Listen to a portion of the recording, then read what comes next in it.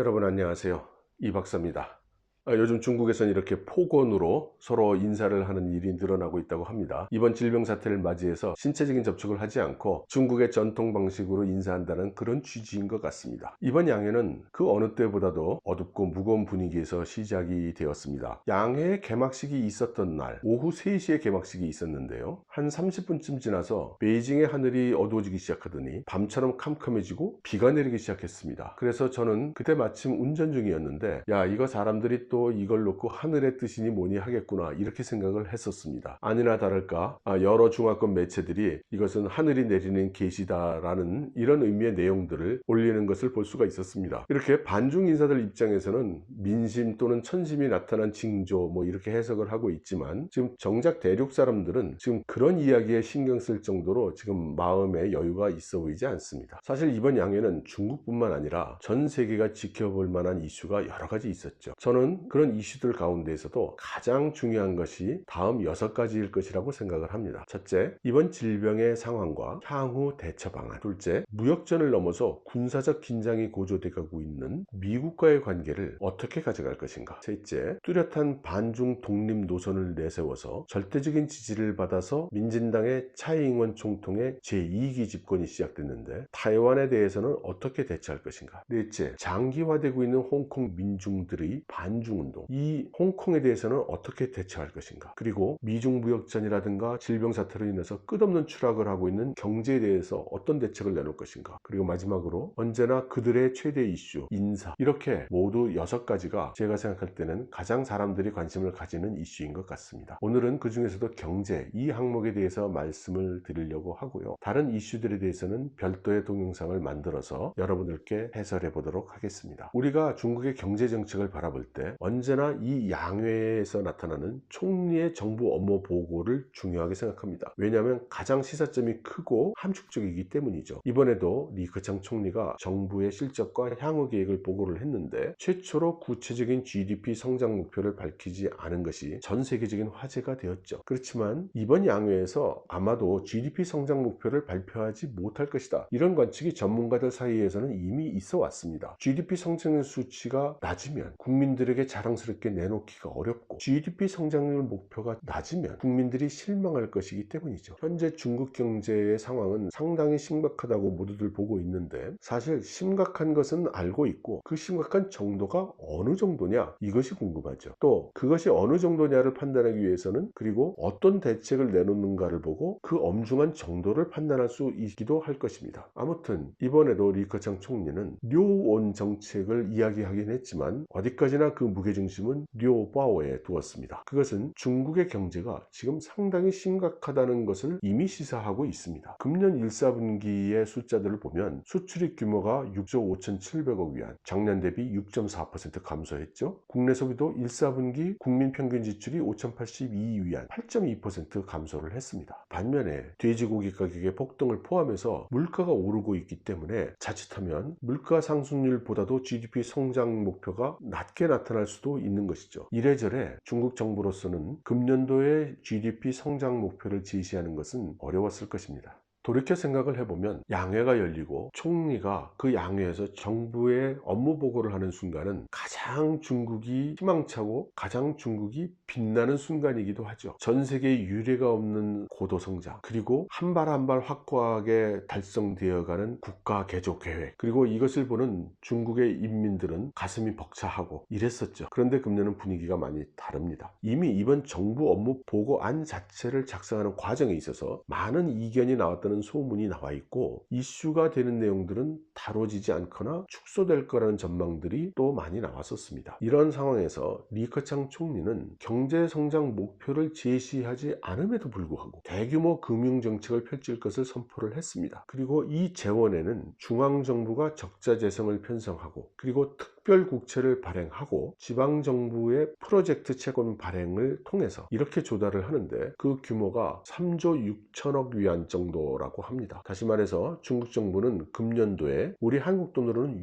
624조에 달하는 빚을 지겠다는 것입니다. 우리나라의 경우에는 금년도 국가 채무가 37조 6천억 원, 그리고 내년에 2배가량 증가를 해서 71조 5천억 정도가 될 전망인데 중국의 경우는 규모를 따지면 우리나라 적자 예산 규모의 16배를 넘는 그런 규모의 적자 예산을 편성하는 것입니다. 2019년 기준으로 한국 GDP가 16조 9천억 달러, 중국이 142조 달러, 8.4배인 것을 감안을 하면 비율로 따진다 하더라도 이번에 중국이 편성하는 적자 예산은 비율로도 우리의 2배 정도 된다고 할 수 있습니다. 구체적으로는 중국 정부의 적자 예산 편성률은 3.6% 이상이 되고 그 규모는 작년 대비 1조 위안 이상 증가한다고 합니다. 여기에 특별국채가 나오죠. 특별국채라고 하는 것은 간단히 이야기하면 중앙은행이 중국 정부에게 무이자로 빌려주는 겁니다. 이런 특별국채 방식은 자칫 정부가 방만한 재정 운영을 하게 할 가능성도 있고 중앙정부의 통화정책에도 영향을 주기 때문에 여러 가지로 제약이 있는데 이번에 동원을 하는 겁니다. 게다가 중국 재정과학연구원 원장 류창시는 이 특별국채 규모가 5조 위안 정도는 돼야 된다고 이 양회가 열리기 직전에 발표를 했습니다. 그리고 지방정부의 프로젝트 채권 이것도 작년 대비 1조 6천억을 증가시켜서 토탈 3조 7,500억 위안 정도를 발행을 한다는 겁니다. 재미있는 것은 이렇게 대규모 국채를 발행하고 적자 예산을 편성해서 돈을 쏟아부으면서도 대규모 경기 진작책에 대한 언급이 거의 없는 겁니다. 지금까지 중국 정부의 보고를 보면 경기 진작을 위한 여러 가지 정책을 준비해서 발표를 해왔죠. 그리고 어떤 정책이 발표되는가에 따라서 중국의 경제계는 이것을 해석해서 사업 목표에 반영을 하곤 했습니다. 작년만 해도 지방정부의 프로젝트 채권 발행을 허용하면서 대규모 사회간접시설에 대한 투자를 강조를 했었거든요. 그런데 이 말이 금년에는 사라진 겁니다. 결국 중국 정부도 계속 지적받고 있는 것, 통화 확장의 폐단에 대한 위험을 이제는 느끼는 것 같습니다. 그렇기 때문에 특별국채 발행까지 감행하면서도 경기 진척책은 펴지 않는 것이죠. 그건 무슨 뜻인가? 그만큼 지금 목전의 중국 경제가 심각하다는 의미로밖에는 다른 해석이 가능할 것 같지 않습니다. 한편으로는 이렇게 통화 완화를 해가면서 다른 편으로는 기업들의 부담을 줄여주는 조치는 계속한다고 합니다. 세금 감면은 금년에 계속해서 5천억 위안 규모의 세수 감소가 예상된다고 하고요. 작년의 경우는 2조 위안 규모의 감세를 한다고 했었는데 실제로는 그보다 훨씬 많은 규모의 감세를 해 주었죠. 리커창 총리는 이것을 감세 항비, 세금은 줄여주고 비용은 절감시켜주는 이렇게 부르는데 이 정책을 지속해서 실시하겠다는 것입니다. 기업이나 장사를 하는 그런 사무실에 대한 전기세를 5% 감면해주고 인터넷 같은 통신 비용도 15% 내려주고 거기에다가 리커창 총리는 건물주들에게 임대료를 좀 내려주라 이렇게 강력히 호소를 또 했습니다. 그리고 금융기관들에게는 적극적으로 기업, 소상공인들에게 융자를 해줘라 이렇게 촉구를 했습니다. 중소기업 및 소상공인들이 은행에서 빌린 돈의 상환 기일을 연기해주는 조치도 했었는데 이 조치도 내년 3월까지 계속해서 연장해서 실시하겠다고 합니다. 그리고 은행들에게는 이렇게 중소기업이나 소상공인에 대한 대출 비중을 40% 선까지 올려라 이렇게 요구를 하고 있고 특히 금융기관들의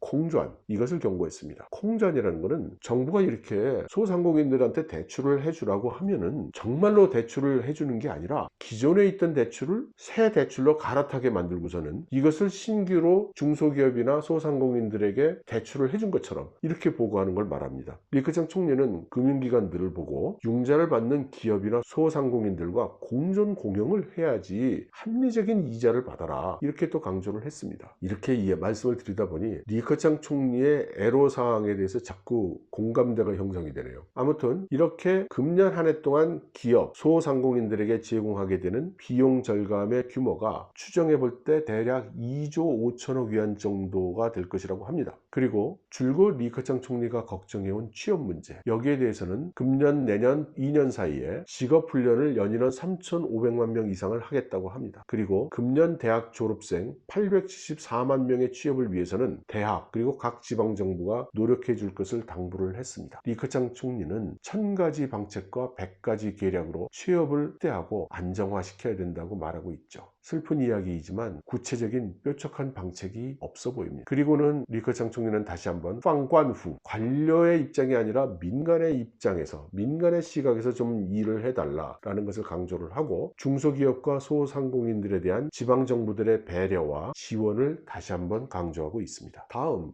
리커창 총리가 제시한 가운데 특기할 만한 사항은 경제정책을 이야기하면서 수출, 1대1로 이렇게 빛나는 단어는 이야기하지 않고 내수 확대를 이야기했습니다. 이것은 중국의 경제 전략 방향이 완전히 선회했음을 의미한다고 봅니다. 리커창 총리가 강조한 게 무슨 대단한 국가 사업이 아니라 음식점, 슈퍼, 문화사업, 관광사업, 그리고 집안일을 도와주는 세탁소, 이런 것을 이야기를 하고 있습니다. 민생사업을 강조한 것이죠. 시사점이 있지 않습니까? 그리고 여섯 번째로 사회 간접 시설에 대한 투자에 대해서 신형 기초 건설을 주창하고 있습니다. 차세대 데이터 통신망, 5G 애플리케이션, 신에너지 자동차, 전기차 충전소, 이런 것들을 예로 들고 있습니다. 다시 말해서 사회 간접 자본 투자도 옛날처럼 도로, 교량, 이런 토목건설 이런 것이 아니라 새로운 시대를 맞이하고 차세대 산업에서 국가가 앞서 나갈 수 있는 그런 투자를 해야 된다는 그런 뜻이죠. 반면 부동산 관련해서는 별다른 경기 진작책을 내지 않았을 뿐만 아니라 특별히 낡은 부동산의 개조를 강조했습니다. 우리나라로 얘기하면 재개발 같은 것인데요. 이것이 사실상 중국 정부가 부동산 업계에 내놓은 정부의 입장이라고 그렇게 해석이 됩니다. 금년에 35,000개 단지의 개조에 들어갈 것이라고 하네요. 마지막으로 대외적인 분야에 있어서 리커창 총리는 1대1로에 대해서는 지나가면서 거론하는 정도로 넘어가 버립니다. 옛날처럼 1대1로의 업적에 대한 그런 내용도 없고요. 그뿐만 아니라 미중 무역 전쟁에 대해서도 그냥 한마디 1단계 미중 무역 합의를 이행할 거다, 이 정도입니다. 그리고는 우리 대한민국에게는 의미심장한 말을 던지죠. 세계 여러 나라와 파트너십을 강화해 나갈 것이고, 그리고 한중일 FTA를 추진하겠다. 미국이나 유럽 같은 서방 세계와의 디커플링이 심화될 것으로 보는 것이죠. 그렇게 되면 아마도 중국이 파트너로 삼아야 될 대상 국가 중에 가장 중요한 의미를 가지게 되는 것이 일본, 한국인 것 같습니다. 이것은 우리나라에 있어서 새로운 기회가 될 수도 있고 새로운 긴장 요소가 될 수도 있겠습니다. 중국은 한일로부터 새로운 기술, 그리고 자본, 그리고 혁신을 가져오고 싶겠죠. 그런데 여기에 대해서 베이징 대학 국가발전연구원장 야오양은 이 정도 재정 적자 편성으로는 부족하다고 말하고 있습니다. 정부가 더 돈을 써야지, 이 정도밖에 돈을 안 쓰면 결국은 지방정부가 변칙적인 방법으로 상업채권을 발행할 가능성이 크다. 이렇게 되면 가뜩이나 가까스로 제어되고 있는 지방재정이 파탄 쪽으로 가속될 수 있다는 것입니다. 그는 이번 양회에서 GDP 성장 목표를 제시하지 않고 실업과 민생을 강조하고 특별국채도 민생만을 위해서 사용한다는 조건을 단 것을 특별히 지적을 하면서 금년에 중국이 GDP 성장률 3%만 달성하려고 해도 하반기에 3, 4분기, 4, 4분기 모두 GDP 성장률이 9.4% 이상이 되어야 한다고 이렇게 분석을 했습니다. 한마디로 불가능하다는 말이죠. 이 사람은 중국 정부가 더 큰 돈을 써야 된다고 이야기를 하고 있는데 이미 2019년 M2가 8.7%나 증가를 했고 사회적 융자도 10.7%를 증가한 상황에서 더 돈을 쓴다면 통화팽창이 가져올 악영향에 대한 우려가 없을 수 없죠. 게다가 더 큰 규모의 화폐를 무이자로 중앙은행이 푼다는 것은 통화팽창 이슈와는 별도로 중국 정부의 재정, 그리고 위안화에 대한 국제적 신용, 이것이 모두 문제가 될 가능성이 큽니다. 결과적으로 중국 경제의 아킬레스건이라고 할 수 있는 외환 이슈가 발생할 가능성이 있는 거죠. 하기는 중국의 전문가들은 이미 벌써 5조 위안 규모의 특별국채가 이야기되다가 발표는 1조 위안 규모로 났기 때문에 그나마 예상 범위 아니라고 이렇게 이야기를 하고 있습니다. 그리고 이 1조 위안은 모두 지방정부에 줘서 지출하게 한다고 합니다. 이것은 최근 수년간 재정으로 고생하고 있는 지방정부들한테 약간의 숨통을 터주는 그런 고려를 한 것일 가능성도 있죠. 이 특별국채 발행 목적이 민생이라고 했는데 구체적으로는 이번 질병에 대응하는 예산입니다. 그래서 각 지방정부는 이 돈을 사용해서 위생환경을 개선하거나 의료체계에 사용을 하게 됩니다. 결국 이러한 중국 경제 전문가들의 의견을 해석을 해보면 이번 중국 정부가 발표한 정책 정도로 지금 중국이 당면하고 있는 경제적 상황을 해결하기에는 부족하다라는 그런 의견인 것이고, 이것은 중국의 현장에서 경제를 대면하고 있는 사람들 입장에서 얼마나 위기감을 느끼고 있는가, 이것을 나타내주는 그런 반증이라고도 할 수 있겠습니다. 이 위중한 시기에 철없는 발언을 하고 있는 그런 사람도 있다는 것을 참고로 말씀을 드립니다. 그리고 전문가들은 이번 발행한 특별국채에 대해서 추후에 더 엄중한 이슈가 발생할 수 있다고 걱정을 하고 있습니다. 정부 재정을 중앙은행이 직접 국채를 인수하여 지원하는 방식은 대부분의 국가에서는 법으로 금지되어 있습니다. 이것은 중앙은행이 독립적으로 금융정책을 펴기가 어렵게 만들기 때문이죠. 중국도 마찬가지로 인민은행법에서 직접 국채 인수는 금지하고 있습니다. 그래서 이번에 정부가 발행한 국채는 상업은행들이 사줘야 되죠. 그런데 중국의 은행들이라는 것이 지금 악성 부채로 지금 엄청나게 시달리고 있거든요. 그러니 이렇게 대규모의 중국 정부의 국채 인수가 가능할 것인가? 물론 불가능해도 사주겠죠. 그렇지만 이것은 다시 중국 은행들의 재무 구조를 크게 악화시키는 그런 결과를 초래할 것입니다. 중앙은행이 무이자로 인수를 하는 이 판국에 상업은행들이 거기에 이자를 얼마나 붙이겠냐 말이죠. 게다가 중소기업과 소상공인들에 대한 대출은 또 확대하라고 하고 있지 않습니까? 그래서 전반적으로 이번에 발표된 리커창 총리의 그러한 경제정책이 현실성이 결여되어 있다고 이야기하는 그런 전문가들도 꽤 있습니다. 제가 볼 때 이번 리커창 총리의 정부 보고는 과거와는 달리 희망찬 내일을 이야기하지 않고 엄중한 오늘의 현실을 이야기하는 것이 매우 다르고, 과거 통상 많이 거론됐던 핵심어들 또는 데이터들, 이런 것들 중에 사라지거나 축소된 것들이 꽤 있다는 것이 다릅니다. 그만큼 어려운 국면을 맞이하고 있는 것이죠. 이번 리커창 총리의 보고에서 나타난 내용을 서두에 말씀드린 6가지 이슈에 대응해서 보고해 드리는 것으로 마무리를 하고자 합니다. 이번 질병 사태에 대해서는 상당한 분량을 할애해서 성과를 이야기하고 수고한 사람들의 격려를 리커창 총리가 했습니다. 그렇지만 이번 질병 사태에 대응해서 성공했다, 완료되었다, 이런 말은 한마디도 하지 않았습니다. 즉, 중국에서의 이번 질병 사태는 현재 진행형이라는 그런 의미인 것입니다. 미중 관계에 대해서는 1단계 합의 이행하겠다는 말 외에 일체의 언급이 없습니다. 다시 말해 뾰족한 대응책이 없기도 하거니와 시기적으로 민감해서 이야기하기가 어려운 것이겠죠. 세 번째, 대타이완 정책에 대해서는 분명하게 타이완 독립 반대를 명시를 했고, 그리고 반면 평화 통일 원칙의 표명이 없어졌습니다. 이것은 경우에 따라 타이완이라든가 미국과의 무력 충돌이 가능하다는 그런 여지를 둔 것으로 그렇게 해석할 수 있을 것 같습니다. 그 다음 홍콩 문제, 여기에 대해서는 리커창 총리의 정부 보고에서는 다루지 않았습니다. 그렇지만 전인대 결의로서 홍콩 보안법을 도입하기로 했죠. 이것은 전 세계의 뜨거운 감자가 되어 있는데 별도의 영상에서 말씀을 드리도록 하겠습니다. 그리고 경제, 중국뿐만 아니라 전 세계가 이번 질병 사태로 신음하고 있는데, 이번 중국 경제도 어려운 것은 뭐 당연하겠지만 우리나라에 주는 시사점이 중요하죠.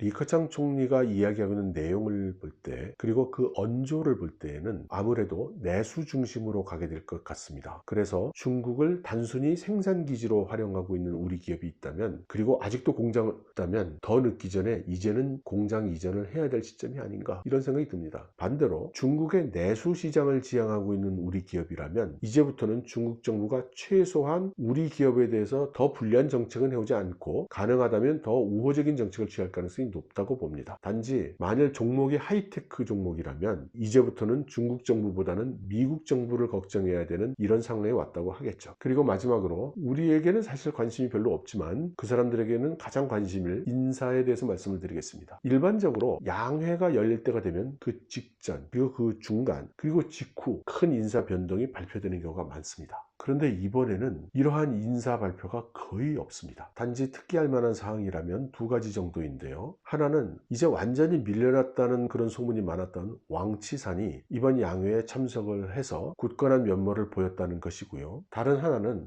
양회가 있기 바로 얼마 전에 줄곧 법원에서 일하다가 시진핑 주석이 발탁을 해서 산시성의 부서기로 가서 그 아수라장 같은 관료들을 정리를 한 바가 있는 허롱이라는 인물을 이번에 최고인민법원의 부법원장으로 임명을 한 정도입니다. 여기에 대해서는 뭐 이런저런 그 해석이 있기는 하지만 우리 입장에서는 그렇게 신선한 뉴스는 아닙니다. 아직 양회는 끝나지 않았으니 이제부터도 언제라도 흥미있는 뉴스가 계속 나올 수 있습니다. 여러분들과 함께 지켜보겠고요. 앞서 말씀드린 6가지 이슈 중에 나머지 5개 이슈에 대해서는 하나하나 정리해서 말씀을 드리도록 하겠습니다. 여러분 들어주셔서 감사합니다.